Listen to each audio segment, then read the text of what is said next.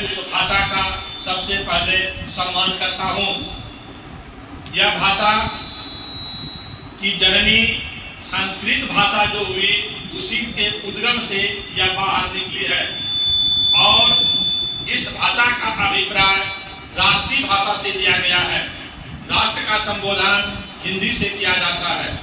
इसलिए जब हम हिंदुस्तान में रहते हुए हिंदी भाषा के संबंध में हिंदी की अच्छी जानकारी हमें नहीं हो रही थी और दूसरी भाषा के सम्मान के लिए हम बहुत आगे बढ़ चढ़कर काम करते थे। जैसे अदालत का काम अंग्रेजी में होता था। उसके बावजूद रेलवे में जहाँ भी जाइएगा सेंट्रल गवर्नमेंट का काम अंग्रेजी में होता है। जहाँ भी कुछ मिलेगा उसके नीचे अंग्रेजी निश्चित मिलेगा। लेकिन धीरे धीरे इसको हिंदी में परिणत करने का काम प्रारंभ किया गया और उसके अंतर्गत यह बताया गया कि हम अपनी हिंदी भाषा को कभी नहीं भूलें। अभी भी कुछ वैसे शब्द हैं जिस शब्द के बारे में अंग्रेजी की जानकारी है लेकिन हिंदी की जानकारी नहीं है। हम उसके बारे में उसका हिंदी नहीं जान रहे हैं। अभी स्कूल की भाषा में टिफिन शब्द सब बोल देता है। कोई भी व्यक्ति होगा चाहे पढ़ा लिखा नहीं भी है तो बोलेगा कि स्कूल में टिफिन हो गया, लेकिन टिफिन का हिंदी मध्यांतर है, मध्य बेला में होता है। इस शब्द को पूछेगा तो वह नहीं बता पाएगा।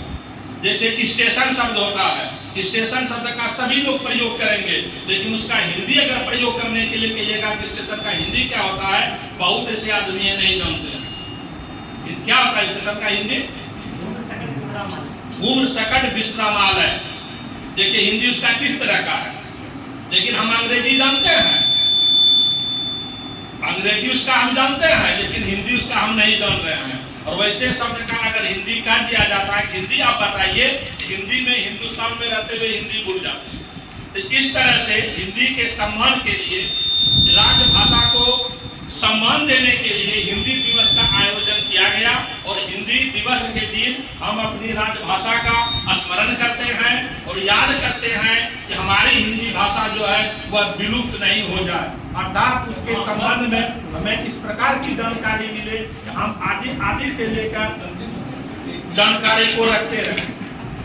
अभी देखिए हिंदुस्तान का एक दक्षिणी भाग जिसे हम दक्षिण हिंदुस्तान देखिए